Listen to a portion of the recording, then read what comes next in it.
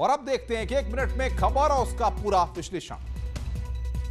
वाराणसी में अजीबोगरीब तस्वीर सामने आई। यहाँ लोगों ने अपने पार्षद को सीवर के पानी के बीच बंधक बना लिया। दरअसल कोतवाली थाना इलाके के अंबिया मंडी इलाके में लोग कई दिन से पार्षद से शिकायत कर रहे थे, उन्हें ऐसे नर्क से मुक्ति दिलाने के लिए। लेकिन कई महीनों से सीवर का पानी सड़क पर ऐसे ही था, जिससे नाराज लोगों ने अपने पार्षद को सबक सिखाने की ठानी और उन्हें वही बंधक बना लिया। तस्वीरों में नजर आ रहा है कि कैसे पार्षद को सीवर के पानी के बीच में कुर्सी पर बांधकर बिठाया गया है और पार्षद लोगों से माफी भी मांग रहा है। हमारे क्षेत्र में जल जमाव की समस्या 1 महीने से ज्यादा हो गई। सीवर का पानी निकल नहीं रहा है। यहाँ तक अधिकारी से शिकायत करो तो थोड़ा समय लगेगा और हमारे बच्चे बीमार पड़ रहे हैं। हमारे यहाँ गंदगी की भरमार है और हम लोग क्षेत्रीय पार्षद जी से बार बार ये कह रहे थे, केवल आश्वासन दे रहे थे कि 2 दिन में हो जाएगा, 3 दिन में हो जाएगा। इस दौरान लोगों ने प्रशासन के खिलाफ भी नारेबाजी की।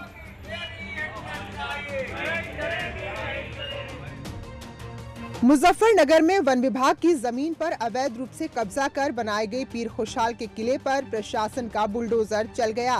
पीर खुशहाल नाम के शख्स ने 1964 में वन विभाग की 100 बीघा जमीन को लीज पर लिया था। समय के साथ साथ पीर खुशहाल ने उसी जमीन पर अवैध निर्माण करते हुए मस्जिद और एक किले का निर्माण कर लिया।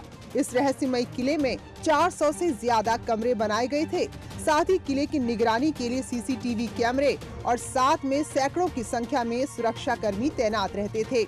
पीर खुशहाल के इस तिलिस्मी किले को आज तक कोई नहीं भेद पाया था, लेकिन योगी सरकार में यूपी पुलिस ने काली कमाई से बनाए गए अवैध साम्राज्य को ध्वस्त कर दिया। इसी क्रम में आज जो है ईफो साहब की टीम ने पुलिस प्रशासन का सहयोग लेकर वहाँ पे कब्जा मुक्त कराने की कार्रवाई शुरू की। स्थानीय लोग बताते हैं कि पीर खुशहाल ने न सिर्फ मुस्लिम समाज के लोगों को गुमराह किया, बल्कि विदेशों से होने वाली फंडिंग का इस्तेमाल कर सरकारी जमीन पर अवैध निर्माण करा दिया। जहरीली शराब से हो रही मौत पर मुख्यमंत्री योगी आदित्यनाथ ने सख्त रुख अपना लिया है। लखनऊ और फिरोजाबाद के बाद प्रयागराज में जहरीली शराब ने कहर बरपाया है। मुख्यमंत्री ने कहा कि आरोपियों के खिलाफ गैंगस्टर एक्ट के तहत कार्रवाई की जाएगी। इतना ही नहीं, जहरीली शराब बेचने वालों की संपत्ति भी जब्त करने के आदेश दिए गए हैं। पुलिस ने ठेके संचालक की संपत्ति जब्त कर ली है। प्रयागराज में जहरीली शराब पीने से अब तक 6 लोगों की मौत हो गई है, वहीं 15 लोगों की हालत गंभीर बनी हुई है। घर घर पे भी ये चेक करवाया जा रहा है कि जिन लोगों ने भी शराब का सेवन किया था उनकी स्वास्थ्य की स्थिति यहाँ पर कैसी है। तो इसका भी एक व्यापक ड्राइव चलाया जा रहा है अभी इस समय पर, और अभी हम लोगों की कोशिश चल रही है कि यदि किसी की भी तबीयत खराब हो तो ऐसे लोगों को चिन्हित करके तुरंत उनका इलाज कराया जा सके। दरअसल गांव के ही शराब के ठेके से इन लोगों ने देसी शराब खरीद कर पी थी। शराब पीने के बाद हालत बिगड़ने लगी और सुबह से एक कर 6 लोगों की मौत हो गई। आबकारी विभाग ने शराब के सैंपल जांच के लिए भेजकर सेल्समैन को गिरफ्तार कर लिया है। लखनऊ में सीएम योगी आदित्यनाथ ने गोलोक की ओर पुस्तक का विमोचन किया। इस दौरान सीएम योगी ने कहा कि हमने गौ तस्करी पर रोक लगाई है। सीएम योगी ने कहा कि कल गोपाष्टमी है, जिसे हजारों सालों से मनाए जाने की परंपरा है। इसके बावजूद कुछ गैर जिम्मेदार लोग गाय का दूध निकालकर सड़कों पर लावारिस छोड़ देते हैं। किताब का विमोचन करने के बाद मुख्यमंत्री ने कहा कि हर महीने गौपालकों को 900 रुपए दिए जाएंगे। उन्होंने कहा कि 5 लाख गौवंश के टीकाकरण का काम जारी है। इतना ही नहीं, उन्होंने आवारा गौवंश रखने वालों को आर्थिक मदद देने का भी ऐलान किया। सीएम ने माना कि सरकार में आने के बाद गौवंश को बचाना बड़ी चुनौती थी। हमें गौ तस्करी भी रोकनी थी, अवैध बूचड़खाने भी बंद करने थे, लेकिन साथ साथ हमें यहाँ पर सड़कों पर और खेतों में जो गोवंश विचरण कर रहा था, लावारिस स्थिति में घूम रहा था, उसके लिए भी व्यवस्था करनी थी। योगी सरकार गौहत्या को रोकने के लिए कई कठोर कदम उठा चुकी है, जिसके लिए गौहत्या विरोधी कानून को और भी मजबूत किया गया। अयोध्या में दीपोत्सव के बाद अब कार्तिक मेले की बारी है, लेकिन दीपोत्सव की तरह ही कार्तिक मेले को लेकर भी कोविड प्रोटोकॉल का पालन जरूरी है, जिसको देखते हुए जिला प्रशासन और साधु संतों ने कार्तिक मेले के आयोजन में 14 कोसी, पंचकोसी परिक्रमा और पूर्णिमा स्नान में श्रद्धालुओं से अयोध्या नहीं आने की अपील की है। हर साल लाखों की संख्या में श्रद्धालु देश भर से अयोध्या आते हैं, लेकिन संक्रमण को रोकने के लिए प्रशासन की गाइडलाइन का संतों ने भी समर्थन किया है। लेकिन जो महामारी है, जिसके कारण से प्रशासन को सतर्क होना पड़ रहा है और बाहरी लोगों को रोका जा रहा है, वो बहुत उचित है, क्योंकि ये संक्रमित रोग है। एक के साथ दूसरे के साथ ऐसा संपर्क में आने से और उनको संक्रमित हो जाता है। संतों ने कहा कि सरकार की प्राथमिकता हर जान को बचाना है, इसलिए इस मुहिम में सहयोग करना चाहिए। इसमें सावधानी ही सबसे अच्छा जो है तो इसका मेडिसिन है, तो इसलिए सरकार की गाइडलाइन का पालन करना चाहिए, इसलिए कि सरकार का हर संभव प्रयास है जनजीवन की रक्षा।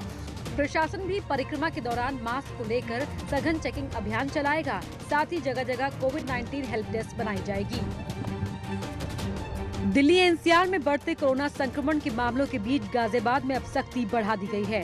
जिला प्रशासन ने फैसला लिया है कि शादी समारोह में सिर्फ 100 लोगों के शामिल होने की ही इजाजत होगी। गाजियाबाद के डीएम अजय शंकर पांडे ने संबंध में आदेश जारी किए हैं। इससे पहले जिले में शादी समारोह में 200 लोगों के शामिल होने की इजाजत थी। प्रशासन ने कोरोना के बढ़ते मामले देखते हुए फैसला लिया है। इस आदेश का पालन कराने के संबंध में अधिकारियों को निर्देश दिए गए हैं। गाजियाबाद से लगे नोएडा में भी प्रशासन ने ऐसा ही फैसला लिया। यहाँ गौतम बुद्ध नगर के जिलाधिकारी सुहास एलवाई ने बयान जारी कर कहा कि कोरोना के बढ़ते संक्रमण को देखते हुए अब किसी भी समारोह में अधिकतम 100 लोग ही शामिल हो सकेंगे। हिंदू रक्षा सेना के राष्ट्रीय अध्यक्ष और महामंडलेश्वर स्वामी प्रबोधानंद गिरी ने अयोध्या में कहा कि देश के मुसलमान आगे आकर राम मंदिर निर्माण में कार सेवा करें। उन्होंने अपील करते हुए कहा कि देश का हर मुसलमान राम मंदिर निर्माण में 11-11 रुपए दान करे। प्रबोधानंद गिरी ने कहा कि देश के मुसलमानों के भी पूर्वज भगवान राम हैं। मैं उनको याद दिलाना चाहता हूँ इंडोनेशिया की तरह कि आपके पूर्वज राम हैं। आपको राम के प्रति अपनी श्रद्धा प्रकट करने का अवसर है। हर मुसलमान को 11 रुपए स्वयं जाकर के देना चाहिए। स्वामी प्रबोधानंद गिरी ने दावा किया कि अब राम मंदिर के बाद काशी और मथुरा की बारी है। अयोध्या के बाद काशी और मथुरा का ही नंबर है और पहला काशी का है और उसको हम लेकर के ही रहेंगे। उन्होंने कहा कि अगर मुस्लिम भाई मंदिर निर्माण में सहयोग करेंगे तो इससे देश के बाहर भी सद्भावना का संदेश जाएगा। लव जिहाद पर उत्तराखंड के मुख्यमंत्री त्रिवेंद्र सिंह रावत सख्त हो गए हैं। उन्होंने कहा है कि अगर कोई छल प्रपंच कर शादी करता है तो उसके खिलाफ कार्रवाई की जाएगी। साथ ही नाम और पहचान बदलकर शादी करने वालों पर सख्त एक्शन होगा। मुख्यमंत्री ने कहा कि राज्य में इसके लिए पहले ही कानून बना हुआ है, इसलिए अगर ऐसे मामले सामने आते हैं तो आरोपी बच नहीं पाएंगे। एक तरह से छल करके और शादियाँ कर लेते हैं, उसके लिए ऑलरेडी हमारे यहाँ कानून बन चुका है। कुछ लोगों पर उसके अंतर्गत कार्रवाई भी हुई है और इसलिए कोई भी अगर इस तरह से छल प्रपंच करके और शादी करता है तो उसके लिए सजा का प्रावधान किया गया है। इस पर राज्य सरकार सख्ती से कदम उठाएगी। पिछले कुछ महीनों में उत्तराखंड में भी लव जिहाद के कई सारे मामले सामने आ चुके हैं। उत्तराखंड में 2014 में कांग्रेस सरकार के दौरान जारी किए गए एक सर्कुलर पर घमासान छिड़ गया है। दरअसल तत्कालीन कांग्रेस सरकार ने ये नियम बनाया था कि दूसरे धर्म में शादी करने वाले दंपति को 50,000 रुपए दिए जाएंगे। अब टिहरी जिला समाज कल्याण अधिकारी दीपांकर घिल्डियाल ने एक प्रेस नोट जारी किया है, जिसमें इंटर रिलीजियस मैरिज कपल को 50,000 रुपए देने की बात लिखी है। प्रेस नोट के सामने आने के बाद पूरे राज्य में विवाद छिड़ गया है। सवाल पूछे जा रहे हैं कि आखिर क्यों कांग्रेस सरकार दूसरे धर्म में शादी करने को बढ़ावा देना चाहती थी, जबकि एक के बाद एक देश में लव जिहाद के मामले सामने आ रहे हैं। अगर नियमों की कोई किसी प्रकार से किसी भी चीज में अवहेलना है तब जरूर कार्रवाई की जा सकती है। समाज कल्याण अधिकारी के पुराने आदेश जारी होने पर बीजेपी के प्रदेश उपाध्यक्ष देवेंद्र भसीन ने ट्वीट कर कहा कि पुराने आदेश को सरकार संशोधित करने के लिए विचार कर रही है। वहीं कांग्रेस नेता प्रमोद कृष्णन ने ट्वीट कर बीजेपी पर तंज कसते हुए लिखा, पूरे देश में लव जिहाद के खिलाफ कानून और देवभूमि उत्तराखंड में प्रोत्साहन बीजेपी का दोगला चरित्र दिखाता है। मथुरा में 2 साधुओं की संदिग्ध मौत का मामला सामने आया है। गोवर्धन के गिरिराज बाग में 2 साधुओं के शव मिले, जिनके मुंह से झाग निकल रहा था। परिजन आरोप लगा रहे हैं कि साधुओं को जहर देकर मारा गया है। नहीं है यहाँ सेल फार्स की बदबू आ रही है, जहर दिखाई दे रहा है। सब लोग यहाँ देख रहे हैं आंखों से, न कोई चाय पिया है न कुछ पिया है। इन लोगों ने कोई जहर देकर के उनकी मृत्यु की गई है। जहरीला पदार्थ खाने से 2 साधुओं की मौके पर ही मौत हो गई। वहीं एक साधु को गंभीर हालत में जिला अस्पताल भर्ती कराया गया है। मामला गोवर्धन के गिरिराज बगीचे के पीछे बने एक आश्रम का है। यहाँ 3 साधु पिछले 1 साल से रह रहे थे। साधुओं की मौत की खबर मिलते ही पुलिस प्रशासन में हड़कंप मच गया। सुबह के टाइम उन लोगों ने 2 ने चाय पी है। 3 बाबा जी टोटल उस आश्रम में हैं गोवर्धन में। सुबह चाय पी है, चाय पीने के बाद रामायण का पाठ कर रहे हैं। उस दौरान ही मुँह में झाग दे गए, उनकी मृत्यु वहीं पर हो गई। मामले की गंभीरता को देखते हुए पुलिस हर एंगल से जांच कर रही है। राजधानी लखनऊ में एसपी एमएलसी अमित यादव के घर पर गोली चलने से एक शख्स की मौत हो गई। बताया जा रहा है कि एमएलसी अमित यादव के सरकारी आवास पर जन्मदिन का जश्न चल रहा था, तभी अवैध पिस्टल से छेड़छाड़ करने पर गोली चल गई और राकेश नाम के शख्स की मौत हो गई। हजरतगंज के लाप्लास अपार्टमेंट में एमएलसी के करीबी पंकज यादव ने पार्टी का आयोजन किया था। इस पार्टी में ज्यादातर लोग नशे में ही धुत थे। मामले में पुलिस ने अब तक 4 लोगों को हिरासत में लिया है।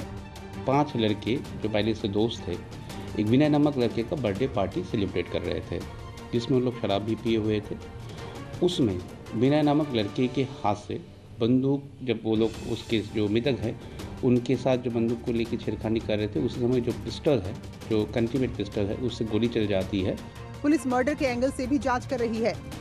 राजधानी में माननीयों को जो फ्लैट मिले हुए हैं, उनमें किस तरह के लोग रह रहे हैं, माननीय खुद रह रहे हैं या नहीं रह रहे हैं, जो रह रहे हैं उनकी आम शोहरत क्या है, कैसे लोग उसमें रहते हैं, इन सब के ऊपर एक बड़ा सवालिया निशान जरूर लगता है। रुक रहे हैं एक ब्रेक के लिए, ब्रेक के बाद जल्द हाजिर होंगे।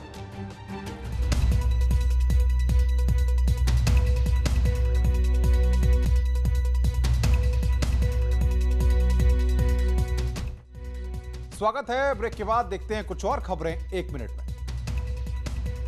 प्रधानमंत्री मोदी ने पंडित दीनदयाल पेट्रोलियम विश्वविद्यालय के 8वें दीक्षांत समारोह को संबोधित करते हुए कहा कि कोरोना की वजह से ऊर्जा के क्षेत्र में बदलाव हुआ है। प्रधानमंत्री ने छात्रों से आत्मनिर्भर भारत अभियान को आंदोलन बनाने की अपील की।